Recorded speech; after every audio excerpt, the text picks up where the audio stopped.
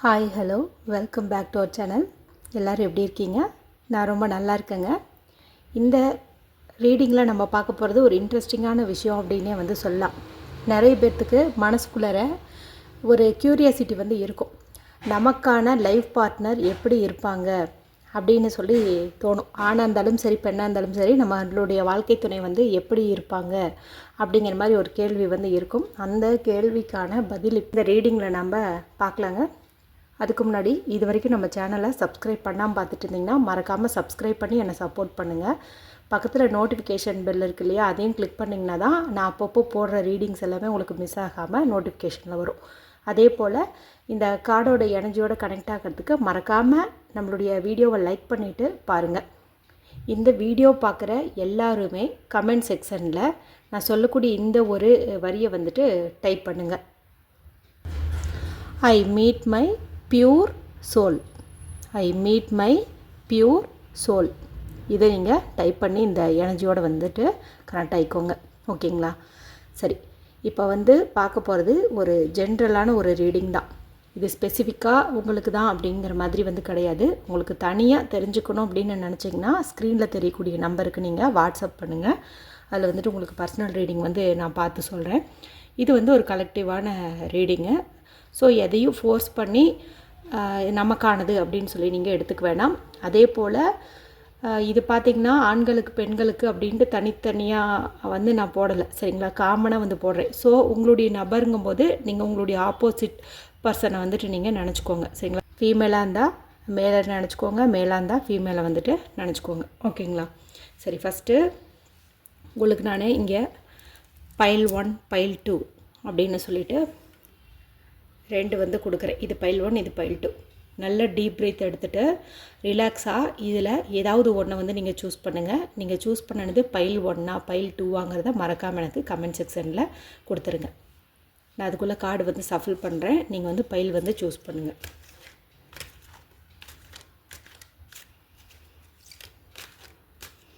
இதில் நம்ம ஃபஸ்ட்டு பார்க்க போகிறது பார்த்திங்கன்னா, நீங்கள் ஃபஸ்ட்டு எப்படிப்பட்டவங்க அப்படிங்கிறது பார்த்துடலாம், சரிங்களா? நீங்கள் இப்போ நான் சொல்கிற குணாதிசயங்களில் ஏதாவது ஒன்று உங்களுக்கு மேட்சிங்காக இருந்துச்சு அப்படின்னாலும் கூட இந்த ரீடிங் உங்களுக்கானது அப்படின்னு சொல்லி நீங்கள் எடுத்துக்கோங்க. உங்கள் லைஃப் பார்ட்னர் பற்றி நான் சொல்லும்போது அது உங்களுக்கு மேட்சிங்காக இருக்கும். ஏதாவது ஒன்று நான் சொல்கிறது மேட்சாக இருந்தாலும் இதை நீங்கள் எடுத்துக்கலாம், சரிங்களா? சரி, இப்போ பைல் 1 செலக்ட் பண்ணவங்களுக்கான ரீடிங் என்னென்னு பார்த்தலாம்.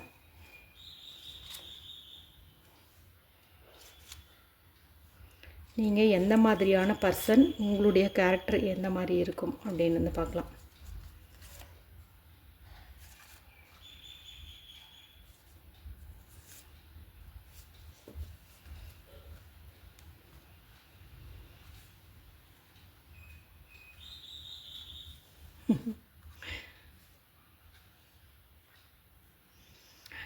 ஓகேங்க, நீங்கள் எந்த மாதிரியான பர்சன் அப்படின்னு பார்த்தீங்கன்னா, நீங்கள் நினச்சிங்கன்னா எல்லாத்தையும் செஞ்சு முடிப்பீங்க.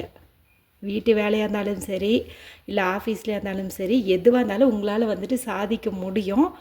ஆனால் நீங்கள் ஈகராக ஒரு வேலையை பண்ண மாட்டீங்க.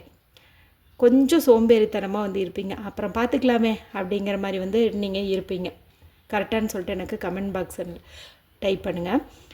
அடுத்து பார்த்திங்கன்னா, நீங்கள் வாழ்கின்ற வாழ்க்கையில் நிறைய கருத்து வேறுபாடுகள் உங்களோட ஃப்ரெண்ட்ஸோடவோ இல்லை உங்கள் சொந்தக்காரங்களோடவோ ஏற்படும். அதாவது நீங்கள் சொன்னால் அந்த விஷயத்தை அவங்க குறை கண்டுபிடிச்சி பேசுவாங்க.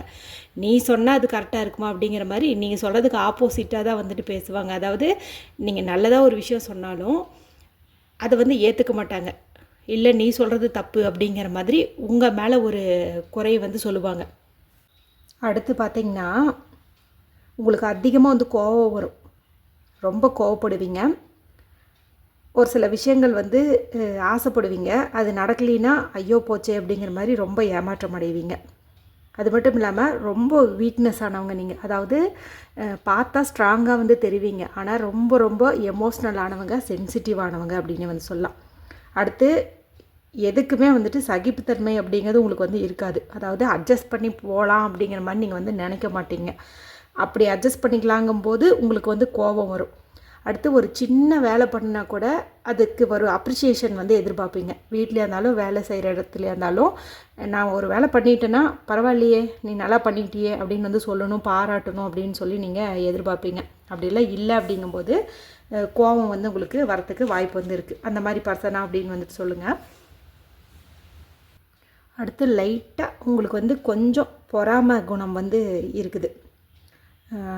நமக்கு பின்னாடி தான் வேலைக்கு சேர்ந்தாங்க, இவங்களுக்கு ப்ரமோஷன் கிடச்சிருச்சு, இல்லை நாம் இதே மாதிரி இருக்கோம் மற்றவங்க முன்னேறிட்டாங்களே அப்படிங்கிற மாதிரி லைட்டாக வந்து பொறாமை குணம் அப்படிங்கிறது வந்து உங்களுக்கு இருக்குது. மனசை வந்து அலைபாய விடுவீங்க.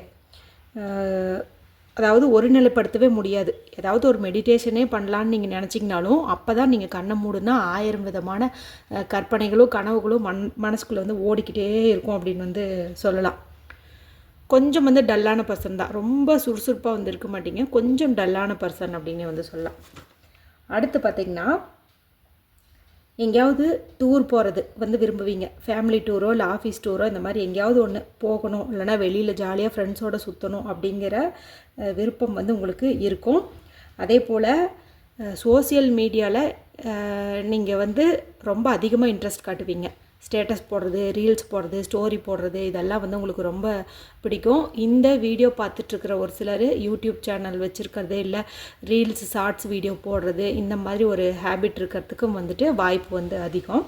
கரெக்டானு சொல்லி எனக்கு கமெண்ட் பண்ணுங்கள். நீங்கள் ஒரு சில விஷயங்களில் ரொம்ப வெளிப்படையாக வந்து பேசிடுவீங்க. அதாவது இங்கே பேசினா நம்மளை ஏதாவது நினச்சிக்குவாங்களோ அப்படின்னு யோசிக்காமல் டக்குன்னு உங்கள் மனசில் பட்டதை கூட நீங்கள் வந்துட்டு சொல்கிறதுக்கு வாய்ப்பு வந்து அதிகம். ஏதாவது ஒன்று வந்து யோசனை பண்ணிக்கிட்டே இருப்பீங்க, இது பண்ணலாமா அது பண்ணலாமா அப்படிங்கிற மாதிரி மைண்டில் ஏதாவது ஒன்று வந்து ஓடிக்கிட்டே இருக்கும் அப்படின்னு வந்து சொல்லலாம். சரிங்களா? ஏதாவது ஒரு புதிய சிந்தனை அப்படிங்கிறது உண்டாகிட்டே இருக்கும். அடுத்து பார்த்திங்கன்னா நீங்கள் ஏற்கனவே யாரையாவது லவ் பண்ணியிருக்கலாம், அதில் வந்து தோல்வி அடைஞ்சிருக்கலாம். அன்புக்காக ரொம்ப ஏங்குறவங்களாக வந்து இருக்கலாம். உங்களுடைய பிரச்சனையில் அடிக்கடி ஏதாவது ஒரு தேர்ட் பர்சன் இன்டர்ஃபியர் ஆகி அந்த பிரச்சனையை பெருசு பண்ணுவாங்க. கல்யாண பேச்சு எடுத்தாவே அதில் வந்து இன்ட்ரெஸ்ட் காட்டாமல் இருப்பீங்க.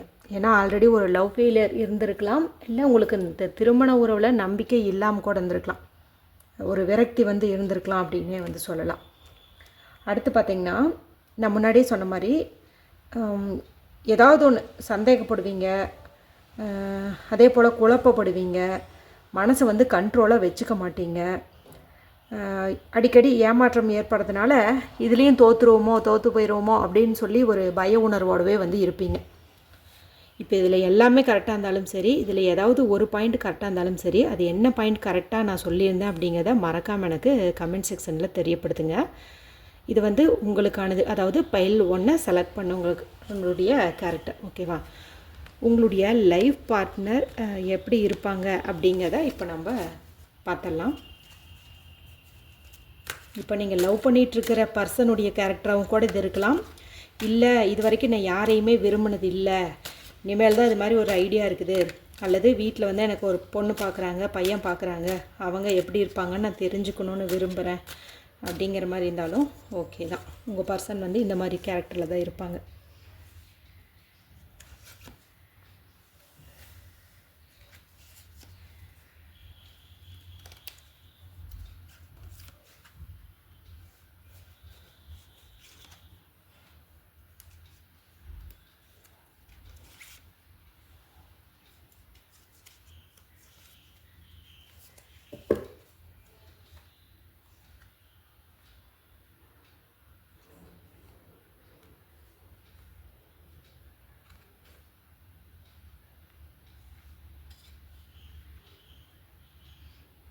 உங்களுக்கு மிச்சமாக இருப்பாங்க போல் உங்களுடைய லைஃப் பார்ட்னர்.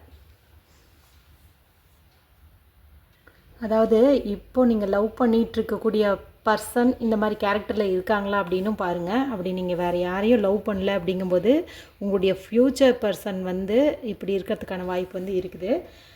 நீங்கள் கொஞ்சம் சோம்பல்தனம் பட்டுக்குவீங்க, எல்லா வேலையும் தள்ளி போடுவீங்கன்னு சொன்னேன் இல்லையா? அதே மாதிரியே இவரும் பார்த்திங்கன்னா கொஞ்சம் வந்து வேலையை வந்து தள்ளி போடுவார், கோபக்காரர் அப்படின்னே வந்து சொல்லலாம். சரிங்களா? பிடிவாத குணம் அதிகமாக வந்து இருக்கும்.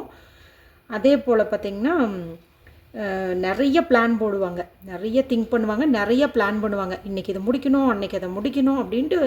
ஒரு ஒரு ஒரு எக்ஸாம்பிளுக்கு சொல்கிறேன். ஒரு டயட் பிளான்னு வச்சுக்கோங்களேன். உங்கள் பர்சன் வந்து கொஞ்சம் குண்டாக இருக்காங்கன்னு வச்சுக்கோங்க.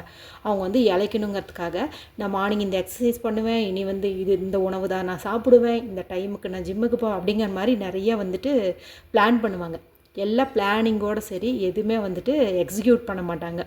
இந்த மாதிரி இருக்காங்களா அப்படின்னு சொல்லி நீங்கள் கமெண்ட் பண்ணுங்கள். பிடிவாதம், கோபம் இதெல்லாம் வந்து இருக்குது. சோம்பல் பிரச்சனையும் வந்துட்டு இருக்குது. மணி இஷ்யூ வந்து இருக்குது. பணம் வந்து அவங்கக்கிட்ட எனக்கு பத்தலை, நான் சம்பாதிக்கிறது பத்தலை அப்படிங்கிற மாதிரி ஒரு நினப்பில் தான் வந்துட்டு இருக்கிறாருங்க.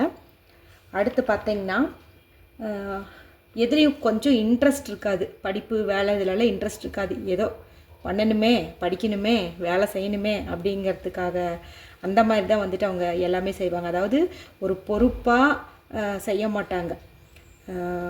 என்ன சொல்கிறது, கடமைக்கே அப்படின்னு வந்து செய்வாங்க. சில நண்பர்கள் வந்து தவறானவங்களாக இருக்காங்க. அவங்க கூட இருக்கக்கூடிய கேர்ள்ஸாக இருந்தாலும் சரி, பாய்ஸாக இருந்தாலும் சரி, அவங்க கொஞ்சம் கேரக்டர் வைஸ் கொஞ்சம் ஃபஸ்ட் அப்படின்னு வந்து சொல்லலாம். அவங்க கூட வந்து இவங்க பழகிட்டு இருக்காங்க. அந்த ஃப்ரெண்ட்ஷிப் கொஞ்சம் இவங்க கட் பண்ணாங்க அப்படின்னா இவங்களோட ஃப்யூச்சருக்கு வந்து நல்லாயிருக்கும். சரிங்களா? அவங்க ஃப்ரெண்ட்ஸ் தான் பாதி வந்துட்டு கெடுக்கிறாங்க. ஓகேங்களா? அடுத்து பார்த்தீங்க அப்படிங்கும்போது என்ன சொல்கிறது, எதையுமே அவ்வளோ சீக்கிரம் வந்து நம்ப மாட்டாங்க. எதையுமே நம்ப மாட்டாங்க. அவநம்பிக்கை ரொம்ப ரொம்ப அதிகம். அதே போல் நான் முன்னாடி சொன்னேன் இல்லையா, கொஞ்சம் பொறுப்பாக இருக்க மாட்டாங்க, சோம்பல்தனம் அதிகம் அப்படின்ட்டு. அதே தான் மறுபடியும் உங்களுக்கு இன்னொரு கார்டும் வந்து காட்டுது. ரொம்ப பலவீனமானவங்க. நீங்கள் எப்படி எமோஷ்னல் பர்சன், அதாவது ரொம்ப பாடி ஸ்ட்ராங்காக இருந்தாலும் பில்டிங் வீக்குன்னு சொல்கிற மாதிரி இருப்பீங்கன்ட்டு, அதே மாதிரி தான் உங்களுடைய பர்சனும் கூட அதே மாதிரி தான் வந்துட்டு இருக்கிறாங்க. இருந்தாலும் பார்த்திங்கன்னா அவங்க ஃப்யூச்சரில், அதாவது உங்களுடைய ஃப்யூச்சரில் அவங்க நிறைய வந்து சொத்து சேர்த்துவாங்க. நிறைய உங்களை நல்லபடியாக பார்த்துக்கிறதுக்காக பணம், சொத்து எல்லாமே வந்து சேர்த்துவாங்க. உங்களுக்கு உங்கள் பரம்பரைக்கே வந்துட்டு பண கஷ்டம் வராத அளவுக்கு அவர் இங்கே ஏதாவது ஒன்று வந்து செய்வாங்க. அதாவது பிஸ்னஸ் பண்ணி நிறையா காசு சம்பாதிக்கலாம். இல்லை பரம்பரை சொத்து, அவங்களுக்கு பரம்பரை சொத்து இருந்துச்சு அப்படிங்கும்போது அதெல்லாம் திரும்ப கிடைக்கலாம். இந்த மாதிரி அதாவது உங்களுடைய பரம்பரைக்கே பண கஷ்டம் வராத அளவுக்கு நல்ல ஸ்டேபிளாக ஃபேமிலியை வந்து கொண்டு போக வைக்க முடியும். அந்த அளவுக்கு வந்து அவங்க ஏர்ன் பண்ணுவாங்க. அதாவது இங்கே அப்படி இப்படி இருந்தாலும் ஃப்யூச்சரில் வந்துட்டு சூப்பராக வந்துடுவாங்க. சரிங்களா? இப்போ இருக்கிறதெல்லாம் வந்துட்டு ஒரு பெரிய விஷயம் கிடையாது. ஃப்யூச்சரில் உங்களை கல்யாணம் பண்ணதுக்கு அப்புறமா எல்லாமே வந்துட்டு சூப்பராக இருக்கும் அப்படின்னே சொல்லலாம். அடுத்து பார்த்திங்கன்னா அவங்க ஒன்று நினைப்பாங்க, ஆனால் நடக்கிறது வேறையே வந்து இருக்கும். பிளானிங் வந்து கொஞ்சம் தப்பாக வந்து போடுவாங்க. இதனால் ஏதாவது ஒன்று ட்ராப் ஆச்சுங்கும் போது அவங்களுக்கு வந்துட்டு கோபம் வரும். உடனே வந்துட்டு போச்சு, நான் பண்ணுறது எதுவுமே சரியில்லை அப்படிங்கிற மாதிரி விரக்தி ஆயிடுவாங்க. லவ் பண்ணிகிட்ருக்கிற பர்சன், அப்போ இப்போ உங்கள் பர்சன் இந்த மாதிரி இருக்காங்கும்போது அடிக்கடி வந்துட்டு ஏதாவது ஒரு காரணத்தினால உங்ககிட்ட வந்துட்டு சண்டை போட்டுக்கிட்டே இருப்பாங்க அப்படின்னு வந்து சொல்லலாம். அதே போல் ரொம்ப ஸ்ட்ரெஸ் ஆயிடுவாங்க. அதாவது ஷார்ட் டெம்பர், ஏதாவது லைட்டாக ஏதோன்னு சொன்னால் மூக்குக்கு மேலே கோபம் வந்துடும். அந்த மாதிரின்னு சொல்லி எனக்கு கமெண்ட் பண்ணுங்கள். எதை எடுத்தாலும் குழப்பம் பண்ணிக்குவாங்க, எதை எடுத்தாலும் கவலைப்படுவாங்க. ஏதாவது நாம் ஒன்று சொன்னோம் அப்படிங்கும்போது உடனே பொசுக்குன்னு கோபம் வந்துடும். இந்த மாதிரிலாம் இருக்காங்களா அப்படின்னு சொல்லி எனக்கு கமெண்ட் பண்ணுங்கள். ஸோ ஃபைல் 1 செலக்ட் பண்ணவங்களுடைய இப்போது நீங்கள் லவ் பண்ணிகிட்ருக்கிற பர்சனாக இருந்தாலும் இந்த கேரக்டரில் இருக்கலாம். நீங்கள் யாரையும் லவ் பண்ணலங்கும்போது வரக்கூடிய பார்ட்னர் இந்த மாதிரி ஒரு கேரக்டரில் வந்துட்டு இருக்கலாம். இப்போ நீங்கள் லவ் பண்ணிகிட்டு இருந்தீங்க அப்படிங்கும்போது நான் இப்போ சொன்னதில் எதெல்லாம் உங்கள் பர்சனுக்கு மேட்ச் ஆகுது அப்படின்னு வந்து உங்களுக்கு தெரிஞ்சிருக்கும். சரிங்களா? எனக்கு சரியான்னு சொல்லி கமெண்ட் பண்ணுங்கள்.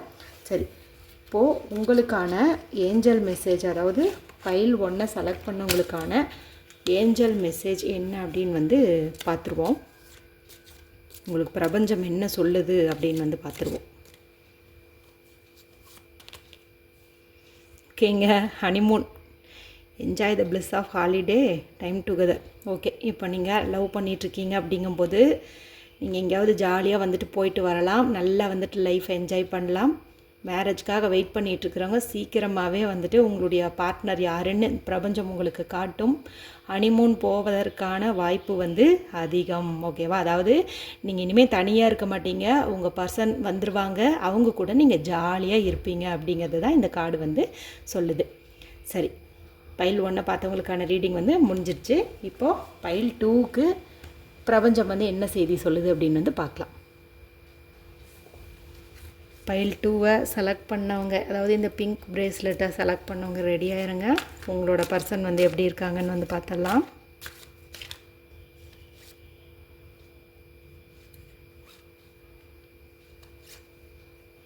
அவங்களோட கேரக்டர் எப்படி இருக்கும்?